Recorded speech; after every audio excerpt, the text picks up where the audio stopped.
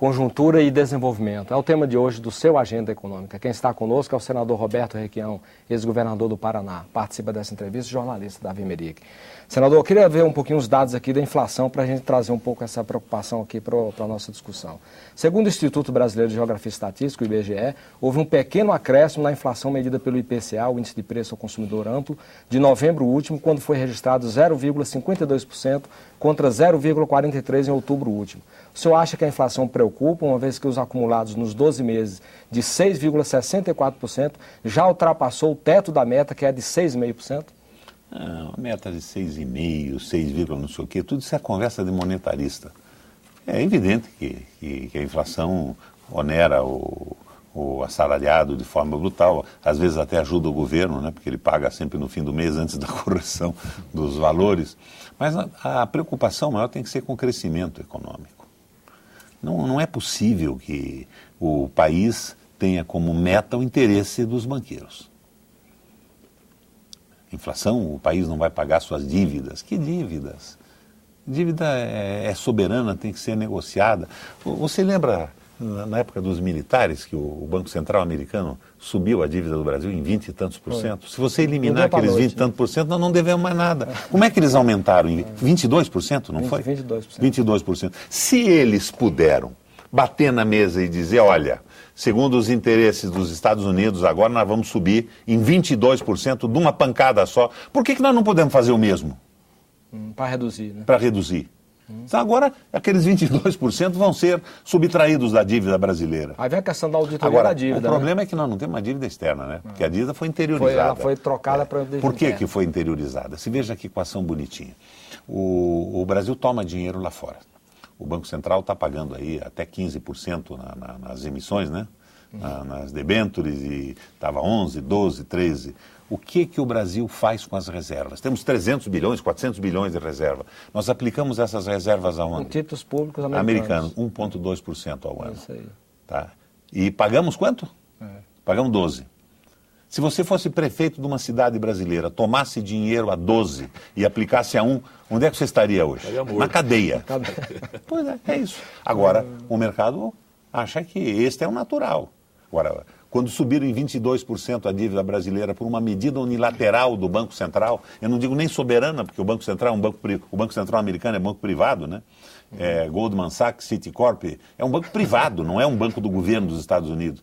Nós engolimos isso tudo.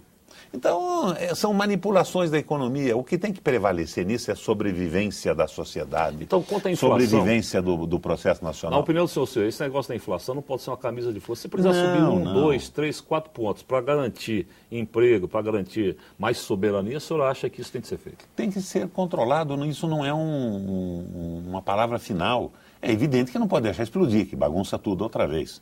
Mas não é essa regra sagrada a ser obedecida. O mundo não vai acabar se subindo. Por aí, o discurso do Manteiga e da presidenta vai bem. O pessoal diz que eu falo Manteiga porque eu estou brincando com ele. A minha mulher é de uma família bergamasca.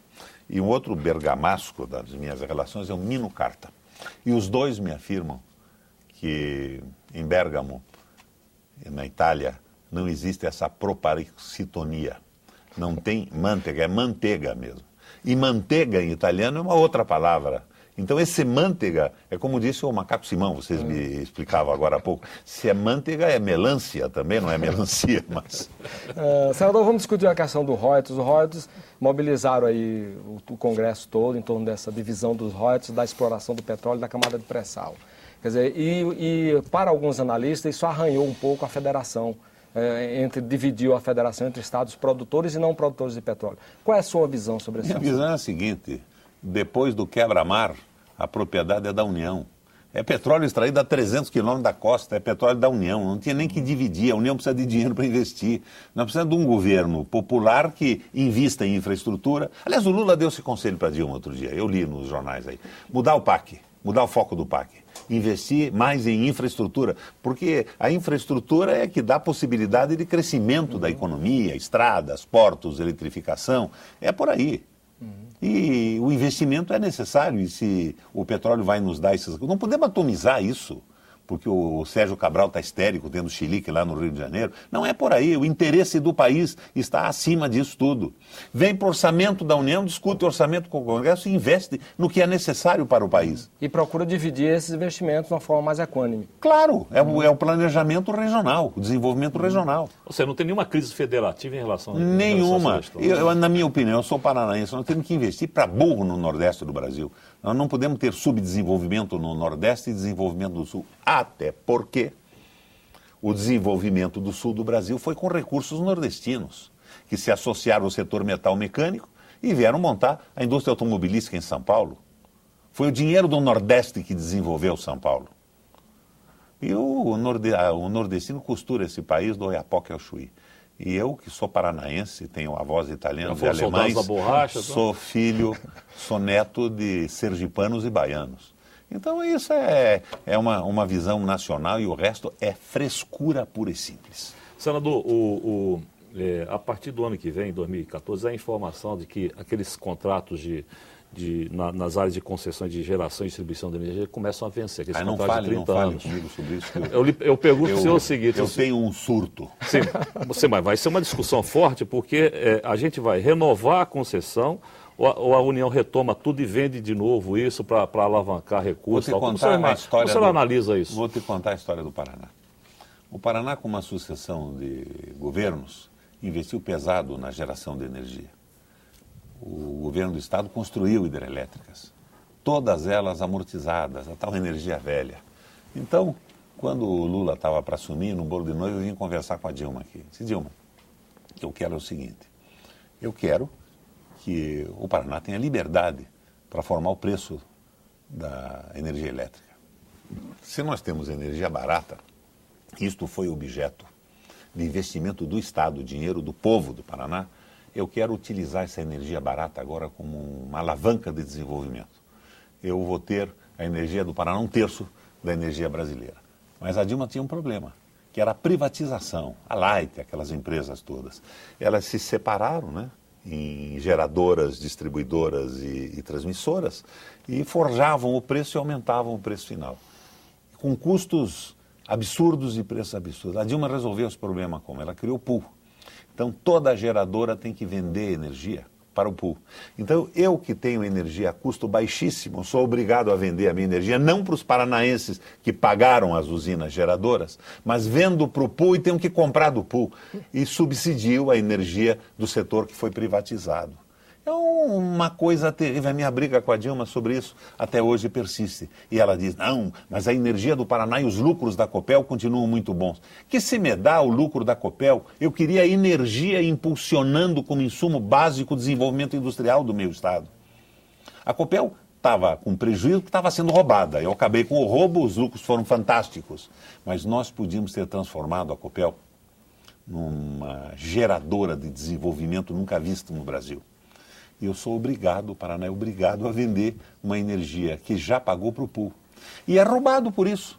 Porque quando a empresa privatizada vende para o pool, eles compraram, o Estado vendeu a usina, privatizou e recebeu aquele dinheiro. Foi roubado, né? No trambique da privataria. Mas, teoricamente, teria recebido o dinheiro. O Paraná não. É nossa a usina, nós não vendemos para ninguém e somos obrigados a vender energia para o pool. Então, veja você o tamanho do absurdo. Agora, está faltando investimento em energia no Brasil, em distribuição, em geração. Portanto, vamos acabar com esta frescura de petróleo propriedade de estados. É propriedade da nação brasileira. Sim, mas no caso dessas renovações, só pode... Tem vários modelos, mas pode ou apenas renovar a concessão ou abrir outra licitação. O senhor já tem uma posição em relação... Eu acho que a privatização do setor da energia me causa urticária. Mas para voltar atrás é impossível. Nada é impossível. Não? Nada. Essa é a conversa mole. Lembra da... O Itamar ameaçou desviar o curso do Rio Grande. Ao invés do Rio Grande correr em direção ao Prata, ele correr em direção ao São Francisco. Eu estou lembrando daquela história do Saquarema e do Luzia. Os Luzias eram os de Lusiana, em São Paulo, os libertários na época do Império. Então, há uma frase que foi do Marquês da época, reproduzida pelo Oliveira Viana, mas não é dele. Já foi uma assessora aqui do Senado que me explicou, eu dizia que era do Oliveira Viana porque eu tinha aurido essa informação do Oliveira Viana. Nada se parece mais a um Saquarema do que um Luzia no poder. Esta conversa mole que você não pode desfazer nada. Então, o que é que está acontecendo? O que é que você vê na política brasileira hoje? O Aécio vai para a Bahia ou para Pernambuco e diz: o PT tem um software pirata do PSDB. Esta política econômica é nossa, mas o PT é corrupto. Ou seja, eles concordam de A a Z com o que estão fazendo nas privatizações, na continuidade delas e tudo mais. O PSDB quer voltar dizendo que o PT copiou o modelo deles, mas que é corrupto. Então, é briga de bugio. Sabe como é briga de bugio? Os bugios vivem numa capela. A capela é um grupo de bugios. Eles jogam o próprio excremento uns nos outros. Nossa. Senador, vamos falar um pouquinho de outro assunto que vai entrar na pauta do Congresso, que é a mudança do Fundo de Participação dos Estados, o FPE. A União é obrigada a dividir 21,5% do que arrecada do Imposto de Renda e do IPI com os estados. E o Supremo Tribunal Federal decidiu dar um prazo de até 31 de dezembro de 2012 para que o Congresso fixe novas regras, já que as regras que vêm desde 89 são baseadas em cotas fixas e está desagradando alguns governadores. Como é que o senhor vê o assunto? Na Constituição de 88, os recursos da União eram basicamente imposto de renda e IPI. 80% dos recursos da União eram imposto de renda e IPI e as outras taxas, tarifas, contribuições financeiras fora, eram 20%. Agora, o IPI e o imposto de renda eram divididos entre estados e municípios.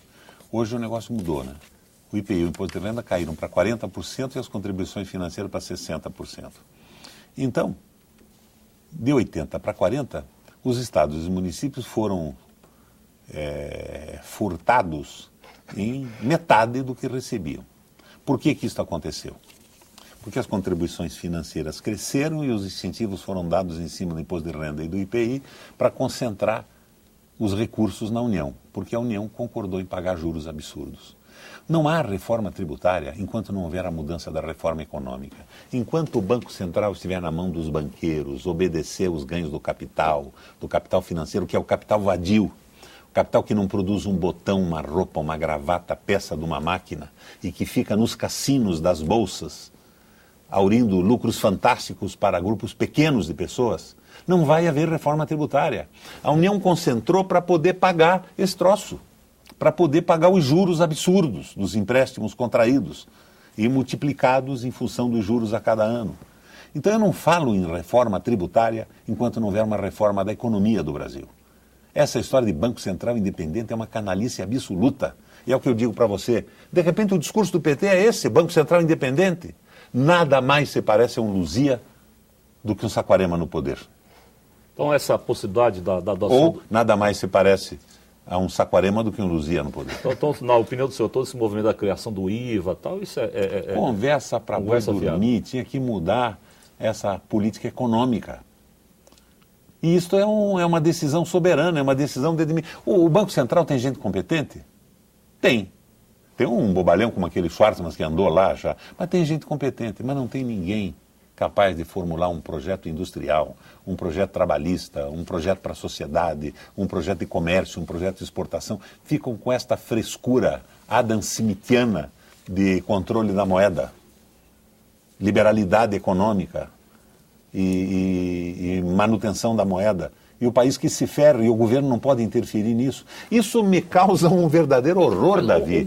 Mas o discurso do PT era outro. Eu apoiei o Lula 4 vezes para ver isso mudar. Vamos fazer uma vinculação, vamos fazer um pouquinho de raciocínio político. Um governo como o da Dilma teria força política para fazer essa mudança com a base atual que ela tem? Claro que tem força política para fazer. O Congresso é muito melhor do que parece. O Congresso reagiria com um governo firme, uma proposta clara, bem explicitada, de uma forma fantasticamente favorável. Mas preferem a negociação. Quem é que inventou isso? Foi o PSDB. E o PT continuou. Ao invés de colocar uma proposta clara, valorização da nação, vamos mudar o Brasil, vai ser assim, vem a negociação. As emendinhas, os empreguinhos, as nomeações, essa vergonheira toda que transforma o Congresso Nacional no mercado. Não é necessário isso. E eu estou te dizendo como governador, por 3 vezes do Paraná, nunca liberei uma emenda, nunca nomeei um político indicado por uma bancada ou por um partido. É evidente que uma sugestão você sempre pode acatar, porque você não conhece o mundo, a máquina é enorme.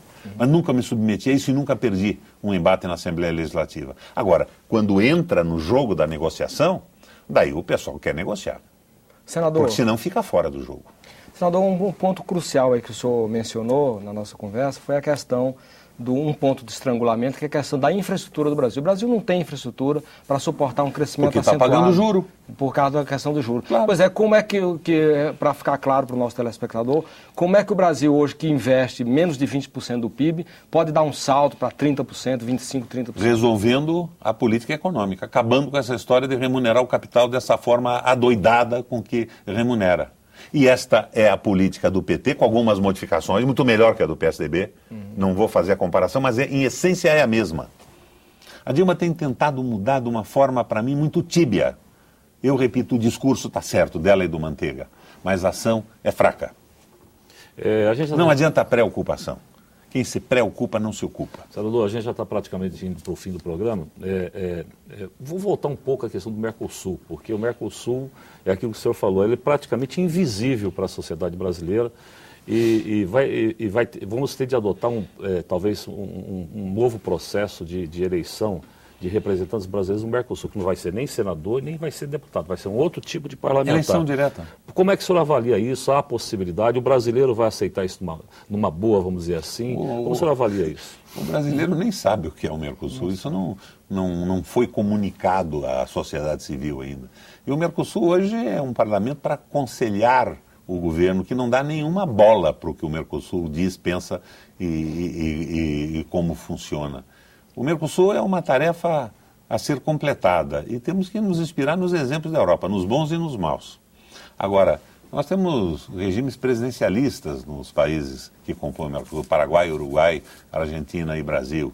E que logo entre a Venezuela também acabe com essa frescura de dizer que a Venezuela do Chávez, a Venezuela é a Venezuela dos venezuelanos. O Chávez é um momento que para mim foi muito importante, é importante, mas não é definitivo.